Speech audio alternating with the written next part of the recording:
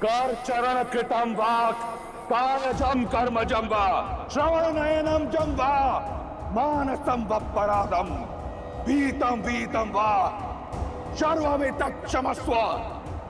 जय जय करणाब्दे श्री महादेव शंभु, श्री महादेव शंभु, श्री महादेव शंभु। हे चंद्रचूड़, यदि आपके सेवक से कोई भी भूल हुई हो तो मैं आपसे क्षमा प्रार्थी हूं। यदि इस रावण ने अपने जीवन में किसी को अपने से ऊपर स्थान दिया है तो वो केवल आप है। यदि मैंने किसी को अपना इष्ट माना है तो वो केवल आप हैं। मैंने आपकी भक्ति अपने तन और मन से की है। आप भली भांति जानते हैं कि इस संसार में आपके इस रावण से बड़ा भक्त कहीं नहीं, ना देवता ना असुर, कोई रावण सी भक्ति नहीं कर पाएगा। और इसमें मेरा अभिमान नहीं, मेरा विश्वास है। परंतु आपने मुझसे पक्षपात किया है त्रिलोचन। मैं भली भांति जानता हूं कि विजय श्री का आशीर्वाद पाना इतना सरल नहीं। यदि आपको मुझे यह आशीर्वाद देना होता तो आपने बहुत पहले दे दिया होता। आप मेरा हाथ सीता के स्वयंवर पर रोकते नहीं पिनाक उठाने से। आप मुझसे अपना चंद्रहास नहीं छीनते। आप मेघनाथ को विवश नहीं करते कि वो मुझे युद्ध भूमि में जाने से रोके। आप मेरा यज्ञ भंग नहीं होने देते। आज आपका ये भक्त अकेला उतरेगा युद्ध भूमि में राम और उसकी मरकटों की सेना के विरुद्ध, अकेला। परंतु आज आपका ये रावण सिद्ध कर देगा कि ये दशानन बिना शिव के वरदान के भी दशानन है। नहीं मानता मैं किसी नर को, नारायण को। मैं वचन देता हूं आपको कि आज के युद्ध के उपरांत ये संसार रावण का नाम कभी नहीं भूलेगा। आज का ये युद्ध विजय और पराजय का नहीं, जीवन और मृत्यु का नहीं, आत्मसम्मान का है। उस लंका का है जिसके लिए मैंने सहस्त्र वर्ष तप किया। उस राक्षस कुल का है जिसके उत्थान के लिए मैं लड़ता आया हूं, जिसे मैंने विजय मंत्र दिया, परम रक्षाम। वो मंत्र जो हर राक्षस को आत्मविश्वास से भर देता है। आज लड़ूंगा मैं उस मंत्र की रक्षा के लिए। अपने हर शत्रु को मारकर उसकी चिता को अग्नि दे उसकी भस्म के साथ लौटूंगा कल मैं, और उससे करूंगा आपकी भस्मारती। सिद्ध कर दूंगा एको अहम द्वितीयो नास्ति, न भूतो न भविष्यति। हर हर महादेव, हर हर महादेव, हर हर महादेव।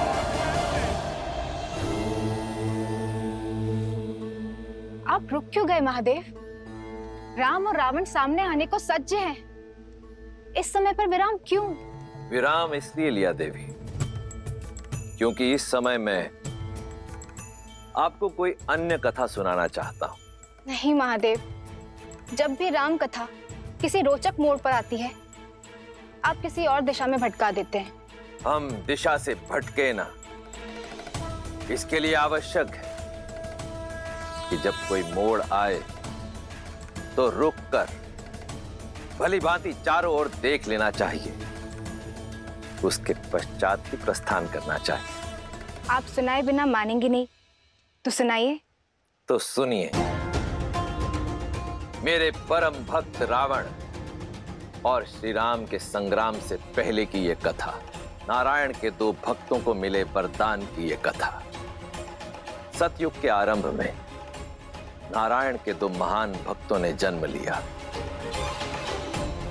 ओम नमो नारायण। वरुण पुत्र कली और अग्निपुत्र जरंगनी से जन्मे जय और विजय दोनों ने ही श्री हरि विष्णु नारायण को पाने के लिए कठोर तपस्या की, कई वर्षों तक हर कठिनाई, हर पीड़ा को सहते रहे। उनकी निष्ठा इतनी अधिक थी कि भक्ति और सहन शक्ति दोनों की पराकाष्ठा को पार कर गए। ओम नमो नारायण। ओम नमो नारायण। ओम नमो नारायण। ओम नमो नारायण। ओम नमो नारायण। ओम नमो नारायण। ओम नमो नारायण।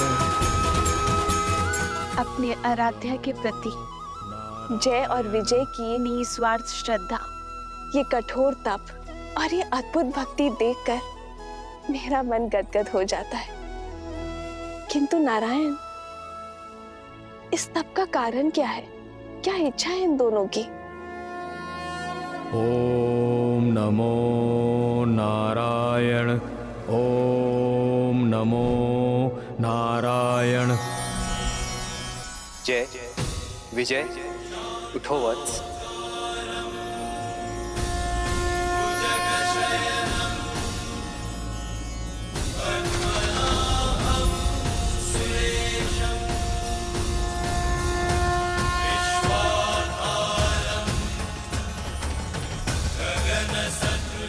प्रभु, हमारे नारायण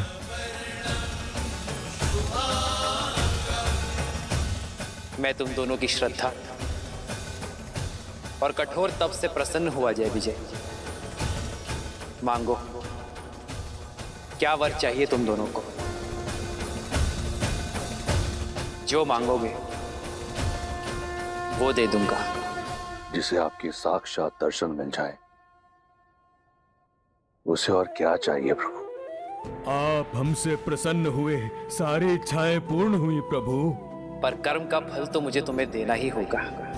यदि आप हमें कोई वरदान देना चाहते हैं तो अनंत काल तक अपनी भक्ति का वरदान दीजिए। आप हमें अपने चरणों की छाया का आशीर्वाद दीजिए। जिनकी एकमात्र दर्शन से हम धन्य हो गए, उनकी एकनिष्ठ भक्ति का सौभाग्य दीजिए प्रभु। भक्ति का मार्ग इतना सरल नहीं जय विजय। इसमें सुख की छाव के साथ दुख की धूप भी आती है। श्रद्धा की पवित्रता के साथ संकट की परीक्षा भी आती है। अपने भगवान को पाने के लिए आपके इस भक्त को परीक्षा की हर कसौटी स्वीकार है प्रभु।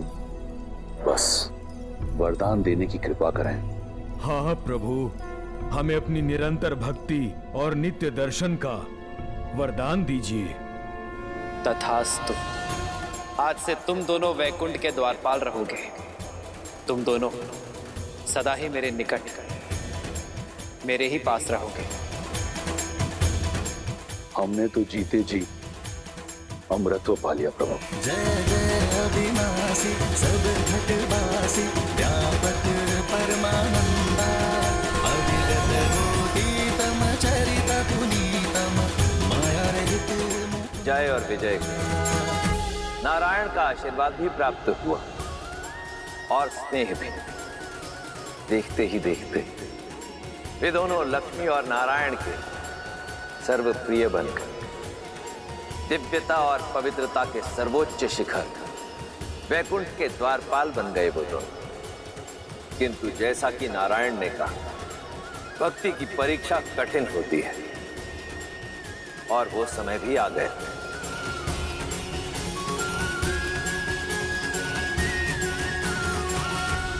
जय विजय, देवी और मैं कुछ चर्चा कर रहे हैं। ध्यान रहे कोई विघ्न ना डाले। जो आज्ञा प्रभु। जो आज्ञा प्रभु।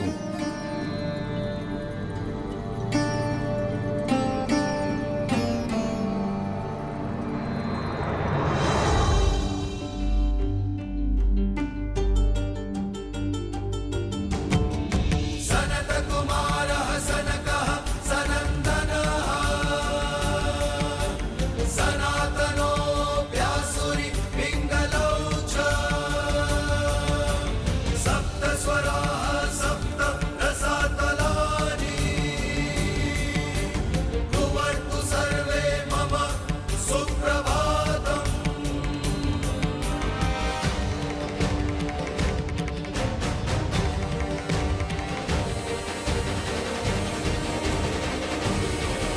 अब इसे दुर्भाग्य कहो या प्रारब्ध, ब्रह्मा के मानस पुत्र सनत कुमार वहां नारायण के दर्शन हेतु पहुंचे। वहीं रुक जाइए। जय विजय नहीं जानते थे कि जिन्हें उन्होंने रोका वो कोई साधारण बालक नहीं थे, अपितु सनत कुमार थे, जिन्हें सृष्टि में कहीं भी बिना रोक टोक विचरण करने का वरदान प्राप्त था। सनत कुमारों का प्रणाम स्वीकार कीजिए। आप भी वैकुंठ के द्वारपाल जय और विजय का प्रणाम स्वीकार करें। हमें दर्शन करने हैं नारायण के। संभव नहीं। प्रभु के आदेश से अभी वैकुंठ में प्रवेश वर्जित है। आज तक तो वैकुंठ के द्वार कभी किसी विष्णु भक्त के लिए बंद नहीं हुए, तो आज ये परिवर्तन कैसे? प्रभु का आदेश है कि वे और माता एकांत में, वो किसी प्रकार का विघ्न नहीं चाहते। विघ्न नहीं होगा। हमारी अभिलाषा केवल उनके दर्शन की है। हम बिना उनका एकांत भंग किए चुपचाप दर्शन करके यूं लौट आएंगे। प्रतीत होता है ऊंचा सुनते हो बालक, कहा ना प्रभु विश्राम में है। प्रतीत होता है आप सृष्टि के नियम नहीं समझते। अरे यदि भगवान ही आंखें बंद कर लेंगे तो सृष्टि की पीड़ा कौन देखेगा? छोटे छोटे होते अनिष्ट को कौन रोकेगा? हम आपसे किसी भी प्रकार का वाद विवाद नहीं करना चाहते। इस समय आप वैकुंठ में प्रवेश नहीं कर सकते। आप कृपया हमारा समय व्यर्थ ना करें।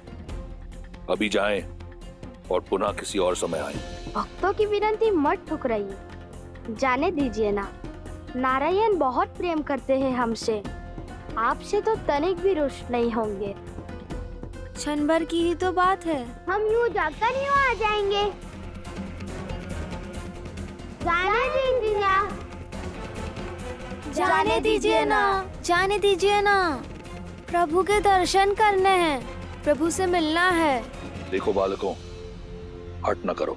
हम बालक समझकर प्रेम से समझा रहे हैं, तुम तो सर पर ही आ बैठे। अब उल्टे पग लौट जाओ, अन्यथा। अन्यथा क्या? श्वास निश्वास के बीच बाधा बनोगे? सूर्य को प्रकाश फैलाने से रोकोगे? भक्त को भगवान से मिलने से रोकोगे? असंभव को संभव करोगे? कुछ नहीं कर सकते तुम। प्रतीत होता है तुम ऐसे नहीं मानोगे। लगता है इन बालकों को वैकुंठ के द्वारपालों की शक्ति का आभास कराना होगा। ये गधा देख रहे हैं आप? अब जाइए यहाँ से, अन्यथा तुम्हारे आकार और आयु को भूलकर तुम्हें दंड दिया जाएगा। मर्यादा थी, हर सीमा लांघ दी तुमने। भक्त से भगवान है। जिस दिन भक्त और भगवान के बीच में बाधा आई, उस दिन सृष्टि विनाश की ओर बढ़ जाएगी। तुम सर्वनाश को पाओगे। देखो विजय, 4 उंगल के बालक और बातें 3 लोगों की कर रहे हैं। भक्ति की बात हमें सिखा रहे हो जय विजय को, जिन्होंने भक्ति की हर पराकाष्ठा पार की। लगता है इन्हें शिष्टाचार सिखाने की आवश्यकता है। इससे पहले कि मेरे शस्त्र प्रहार के लिए बाध्य हों, चले जाओ यहाँ से बालकों। मौन, मर्यादा को तार तार किया है तुमने। दंड के भागी हो तुम दोनों।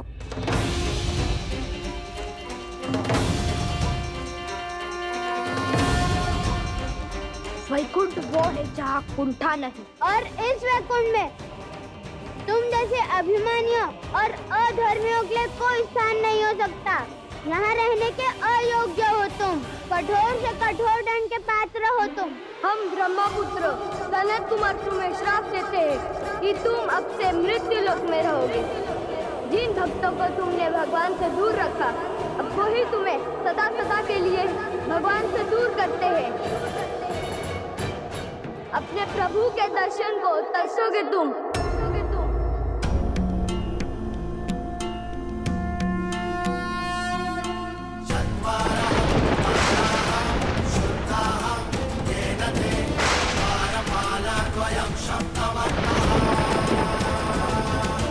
जय विजय हो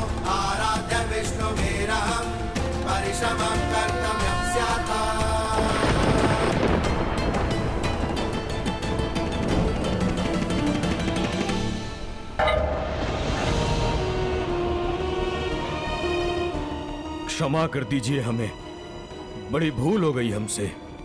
हम नहीं जानते थे कि आप ब्रह्मा पुत्र हैं। बालक समझकर आपसे उपहास कर रहे थे। यदि आप चाहें तो हमारे प्राण हर लीजिए, परंतु अपने प्रभु से वियोग का श्राप मत दीजिए।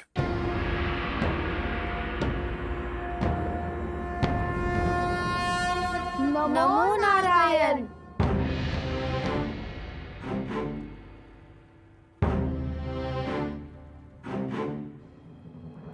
सनत कुमारों, वैकुंठ में आपका स्वागत है। हमारी सहायता कीजिए प्रभु। हमें श्राप के दंड से, आपके वियोग के दंड से उबारिए प्रभु। भूल हुई है हमसे प्रभु, पर यह दंड बहुत बड़ा है। हम तो केवल अपना धर्म निभा रहे थे, आपकी आज्ञा का पालन कर रहे थे प्रभु। हमसे भूल अवश्य हुई है, परंतु हम अपराधी बनकर इतने बड़े दंड के पात्र कैसे बने?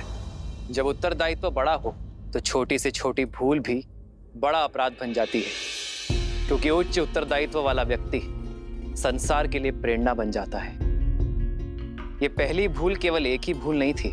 तुमने बालक समझकर सनत कुमारों का अपमान किया, और बालक साधारण हो या असाधारण, सदैव प्रेम का पात्र होता है।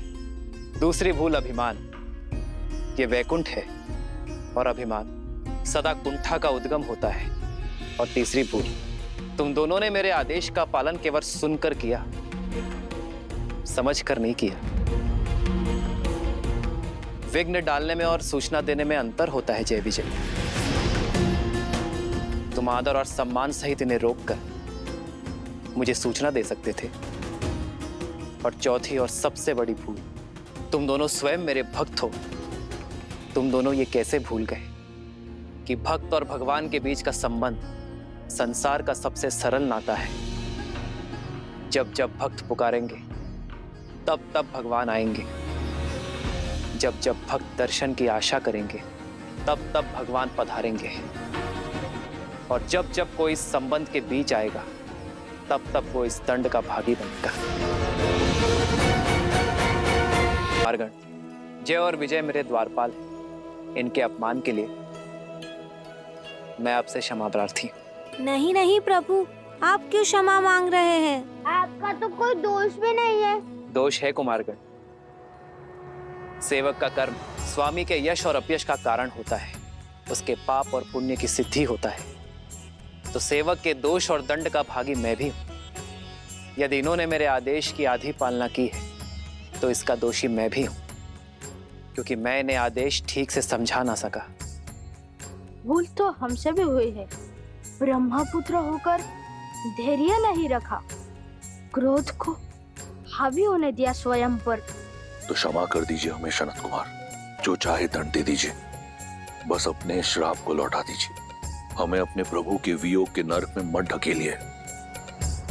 धनुष से निकला बाण और संतों का शाप कभी वापस नहीं लिया जा सकता जय।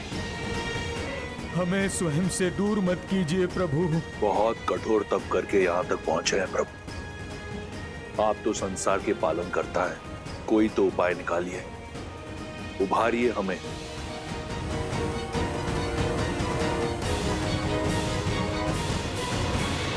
सनत कुमारों का शाप तो झूठा नहीं हो सकता, किंतु फिर भी तुम दोनों की भक्ति के कारण थोड़ी ढील दी जा सकती है। एक उपाय है जिससे तुम दोनों का दंड भी पूरा हो जाएगा और सनत कुमारों का शाप भी नहीं टूटेगा। तो बताइए प्रभु, शीघ्र अति शीघ्र बताइए। 2 विकल्प है तुम्हारे पास। या तो 7 जन्मों के लिए मृत्यु लोक में मेरे भक्त बनकर रहो, या अगले 3 जन्मों तक मुझसे शत्रुता निभाओ। फिर वैकुंठ लौटकर आ पाओगे। चयन तुम्हारा है।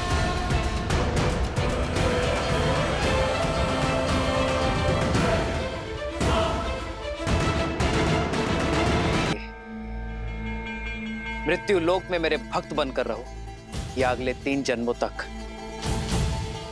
मुझसे शत्रुता निभाओ। फिर वैकुंठ लौटकर आ पाओगे। चयन तुम्हारा है। 7 जन्मों तक आपसे वियोग नहीं झेल पाएंगे प्रभु। आपका शत्रु बनकर 3 जन्मों में पुनः यहां लौटेंगे। मेरी भक्ति छोड़कर शत्रुता निभाना स्वीकार कर लिया जाए। इसके 2 कारण हैं। पहला तो ये कि आपसे शत्रुता कर हमारे जन्म शीघ्र ही समाप्त होंगे। दूसरा ये कि भक्त भले ही अपने भगवान को क्षण भर के लिए भूल जाए, परंतु एक शत्रु अपने शत्रु को कभी नहीं भूलता। हर लम्हा, हर क्षण हम आपको स्मरण करते रहेंगे। केवल एक विनती है आपसे, हमारे 3 जन्मों में हमारी मृत्यु आप ही के हाथों से हो, ताकि मृत्यु से पूर्व हर जन्म में एक बार हमें आपके दर्शन प्राप्त हो प्रभु। हाँ प्रभु, हमारी मुक्ति आपके ही हाथों से हो। जय विजय, उठो। तुम्हारी विपरीत भक्ति में भी मेरे लिए प्रेम छुपा है। मैं केवल अपने 2 भक्तों से नहीं, अपने प्राणों से भिन्न होने जा रहा हूं।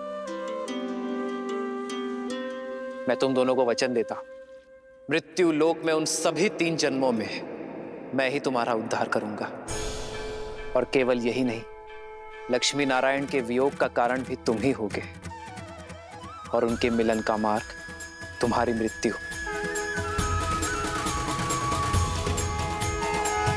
यही जय विजय पिछले जन्म में हिरण्याक्ष और हिरण्यकश्यप के रूप में जन्मे थे और नारायण के हाथों मुक्त हुए थे।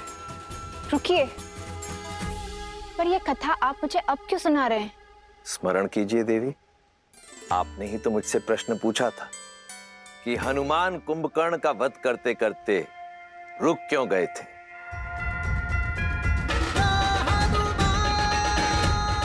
तुम बहुत सौभाग्यशाली हो, क्योंकि तुम्हारा अंत मेरे हाथों नहीं, मेरे प्रभु श्री राम के हाथों लिखा है, और मैं नियति में हस्तक्षेप नहीं करूंगा। इस जन्म में विजय ने कुंभकर्ण के रूप में जन्म लिया और वचनानुसार उसका उद्धार किया नर रूपी नारायण अर्थात प्रभु श्री राम ने। और श्री राम का परम शत्रु, मेरा परम भक्त लंकापति रावण, जय का पुनर्जन्म है। और अब समय आ गया है कि इस जन्म में भी पाप का अंत हो, मर्यादा की स्थापना हो और धर्म की विजय हो।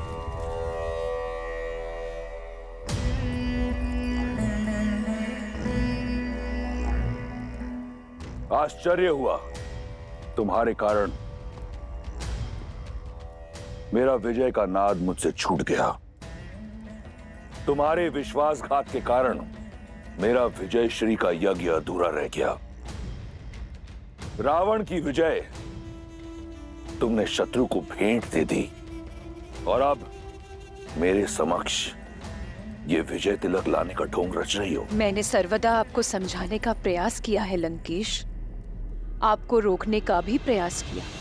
कभी स्वप्न में भी आपके आयत नहीं चाहा मैंने, और यदि आज भी आशा की तनिक किरण दिखाई दे मुझे, तो आपको आज भी रोकूंगी मैं। और मेरा धर्म भी यही कहता है। तुम्हारे धर्म की परिभाषा अधूरी है मंदोदरी। धर्म तो मैं निभाऊंगा, एक राजा होने का, एक भाई होने का, एक पति होने का, एक योद्धा होने का। लंका का वो हर वीर जिसे इस युद्ध में वीरगति प्राप्त हुई, उसकी मृत्यु निरर्थक नहीं होगी। उसकी मृत्यु को कीर्ति मैं दिलवाऊंगा। इसलिए ये ढोंग की आवश्यकता नहीं। ढोंग नहीं है, ये मर्यादा है आपकी और मेरी। तुम्हारे नेत्रों में स्पष्ट दिख रहा है कि विजय की कामना तुम्हें रावण के लिए नहीं, किसी और के लिए है। मैं कामना करूंगी कि आपको शांति मिले। यही तो दुर्भाग्य रहा है मेरा। मुझे सदैव अपनों ने धोखा दिया। अंदरूनी चोट दिखती नहीं, परंतु बहुत दुखदाई होती है। एक ओर वो राम है जिस पर उसके भाई और उसकी पत्नी को अडिग विश्वास है, और एक और रावण, जिसके भाई विभीषण ने भेदी बनकर लंका का नाश कर दिया, और एक और तुम, जिसे अपने पति पर कोई विश्वास नहीं।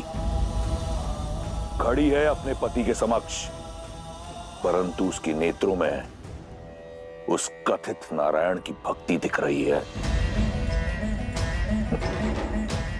परंतु तिलक रावण के लिए। बचपन से हर युद्ध मैंने अकेला लड़ा है, और आज भी ये युद्ध अकेला लड़ने जा रहा हूं, राम और उसके मरकटों की सेना के विरुद्ध। इस युद्ध का परिणाम रावण निर्धारित करेगा। दुर्भाग्य तो मेरा है लंकेश। पहले अपने नेत्रों के समक्ष अपने पुत्रों को खो दिया, और आज आपको खोने जा रही हूं। तुम उस रावण के समक्ष खड़ी हो जिसे वरदान मिला ब्रह्मा से, परम भक्त माना महादेव ने, और जिसका संहार करने नर के रूप में कथित नारायण आया है। चिंता मत करो, वो बालक इस रक्षराज को नहीं मार पाएगा। महादेव को वचन दिया है मैंने कि उसकी चिता की भस्म से उनकी आरती करूंगा। प्रतीक्षा करना, शीघ्र ही भेंट होगी। हर हर महादेव। लंकेश,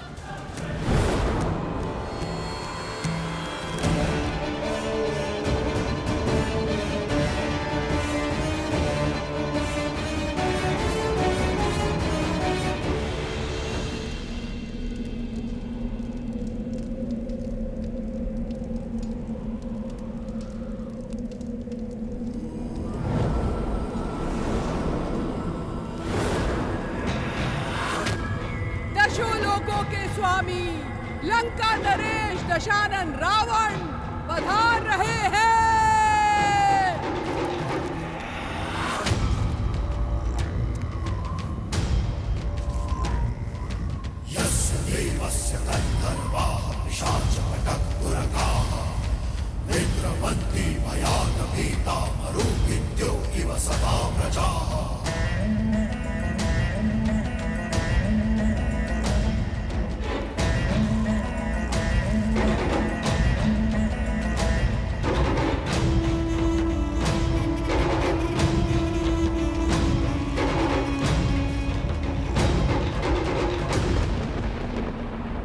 इस विकट युद्ध का अंत करने जा रहा हूं।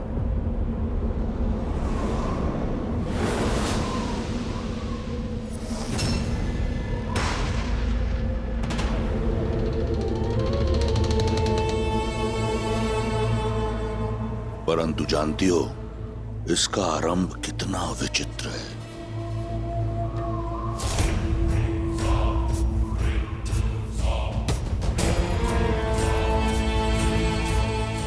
एक शिव भक्त बालक था। समय, भाग्य, परिस्थिति और पिता सबसे छला हुआ। ठान लिया उसने कि वो सब पाएगा, प्रहार से, प्रयास से, और पाया भी। त्रिलोक का सबसे बड़ा राजा बना वो, सबसे शक्तिशाली, और महादेव का परम भक्त भी। समय बीता, सुदूर उत्तर की ओर एक राजा ने अपनी कन्या के लिए एक स्वयंवर रचा। शर्त थी महादेव के पावन धनुष पिनाक को उठाना। सभी राजाओं को निमंत्रण गया। महादेव के उस परम भक्त के अतिरिक्त उससे यह दुस्साहस सहा नहीं गया। वो बिना किसी निमंत्रण के उस स्वयंवर में गया। मंशा केवल एक थी, महादेव के पावन धनुष को पाना, उसे लंका ले जाना।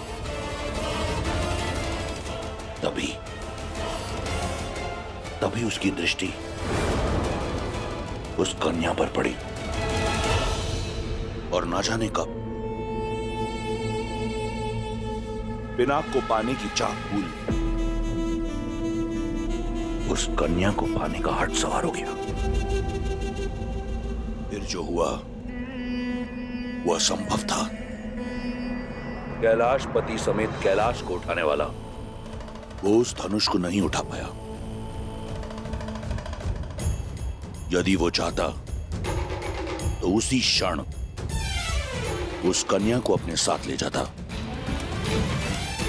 परंतु उसने ऐसा नहीं किया।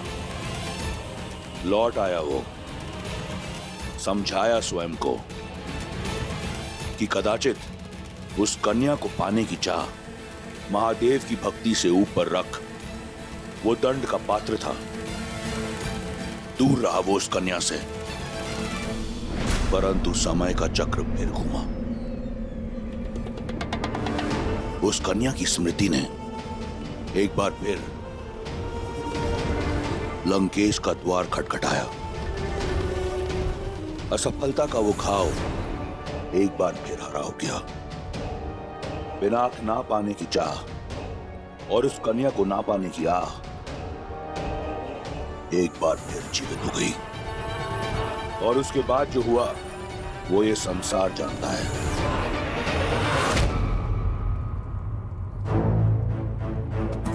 परंतु आज मुझे इस बात का ज्ञान हुआ कि जो भी हुआ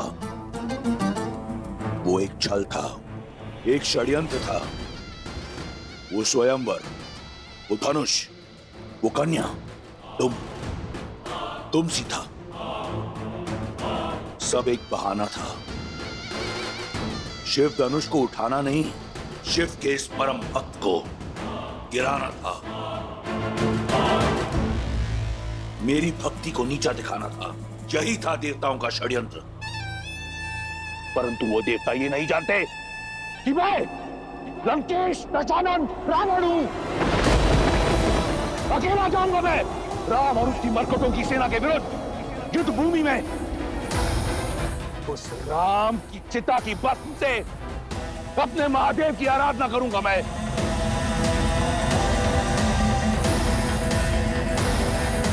अंत समय में सारा जीवन आंखों के सामने घूम ही जाता है दशानन।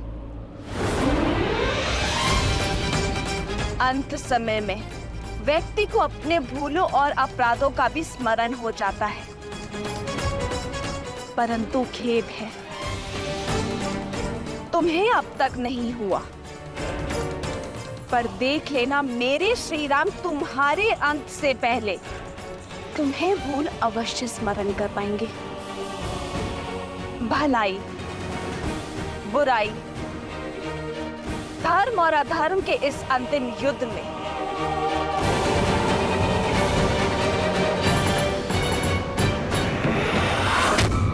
विजय धर्म की ही होगी,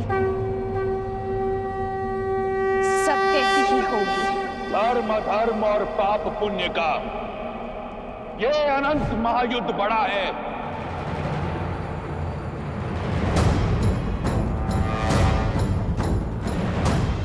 सत्य है क्या और भ्रम है क्या, ये प्रश्न सदा से अमर खड़ा है। आरोप लगा के अंधियारे पर सूर्य को देव बनाने वाले, शीतल रात की हत्या कर शीश उठा दिन तेरा तपा है। जला दिया ठहराया धर्म जिसे, कह अन्याय जिसे पतित किया। आहुति दे उस कथित अधर्म की, तेरे धर्म का पावन यज्ञ सजा है। ये युद्ध है, महायुद्ध है। बस अपना स्वार्थ ही सिद्ध किया। न्याय धर्म का कर षड्यंत्र। अमृत पीने की चाह में तुमने विष देकर शिव को भी छला है। तुमको भाया वो न्याय हुआ और शेष सभी अन्यायी तुम्हारे प्रहार से बहे लहू ने अन्याय का ये महाअस्त्र रचा है। ये युद्ध है, महायुद्ध है। राम शांत, रावण क्रुद्ध है, क्रुद्ध है।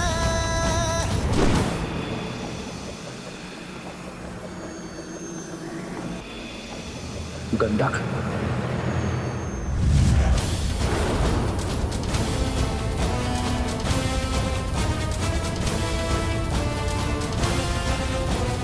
है घमंड और प्रचंड लंकापति, माता सीता के नयन में आस है भरी।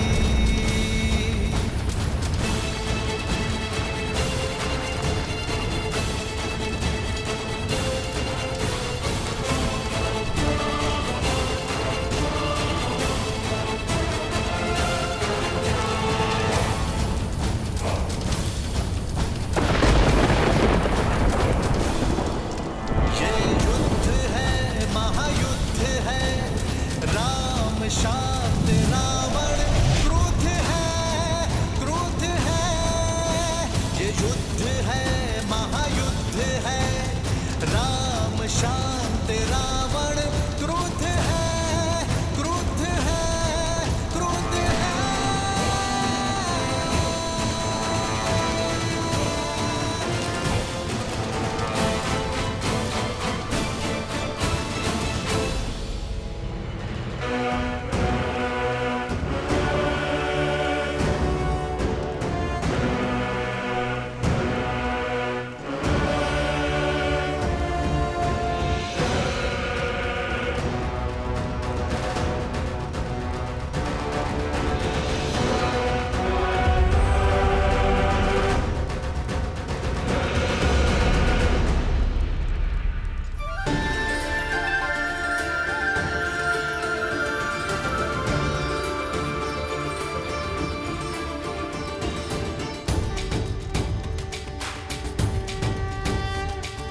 श्री रामचंद्र कृपालु भजु मन हरण भव भय दारुणम्। श्री राम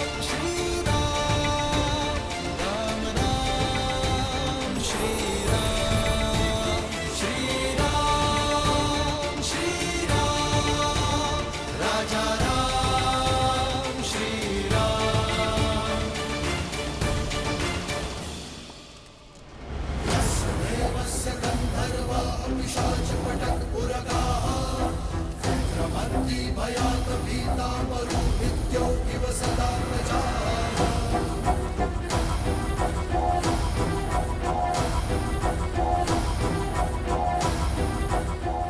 चौंक गए रावण को अपने समक्ष बिना किसी कवच के देखकर। यही षड्यंत्र था ना देवताओं का कि छीन लो रावण से उसका हर कवच, उसकी हर ढाल, उसका बल, उसकी शक्ति, उसके पुत्र, उसके भाई, सबका नाश कर दो।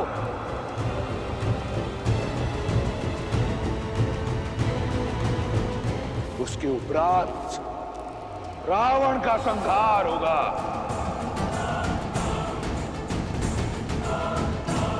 पूरा हुआ षड्यंत्र। रावण को समाप्त करना इतना सरल नहीं।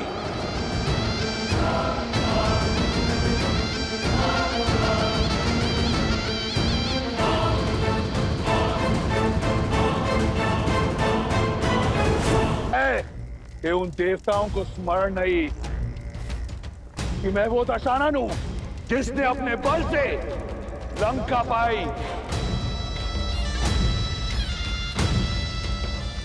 जिसने अपने साथ से 10 लोगों पर राज किया है, बिना किसी कवच के,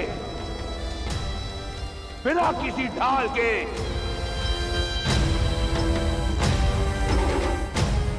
सुन रहे हो देवताओं? राक्षस हूं मैं, राक्षसराज रावण हूं मैं।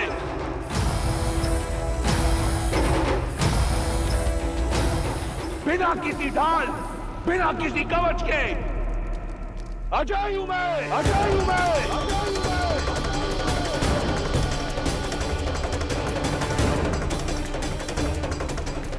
कोई मुझे मार नहीं सकता।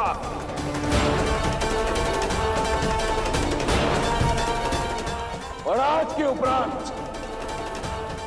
सिद्ध कर दूंगा मैं कि केवल एक संस्कृति रहेगी, राक्षस संस्कृति,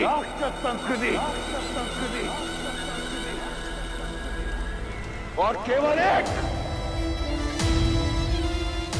विजय मंत्र होगा, वयम वयम रक्षा रक्षा।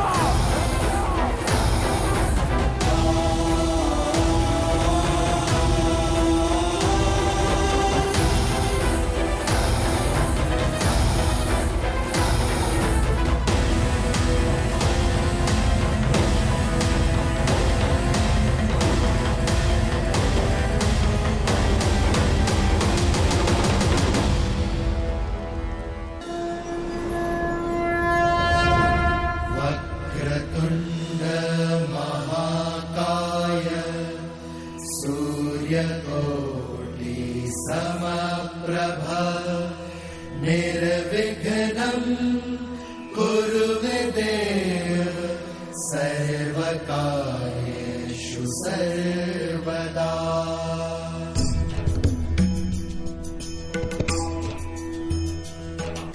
सर्वमंगल मांगल्ये शिवे सर्वार्थ साधिके शरण्ये त्र्यंबके गौरी नारायणी नमोस्तुते नारायणी नमोस्तुते। या देवी सर्वभूतेषु शक्तिरूपेण संस्थिता नमस्तस्यै नमस्तस्यै नमस्तस्यै नमो नमः नमस्तस्यै नमो नमः।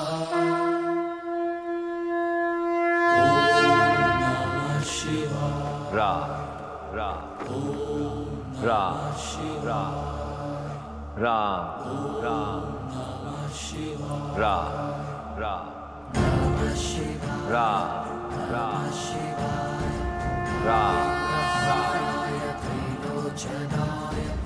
रा रा रा रा। राम नाम की जयकार तो अब सारा संसार करेगा प्रभु। शीघ्र बताइए ना, क्या हुआ जब श्री राम और रावण आमने सामने आए? कैसे हुआ पाप का अंत?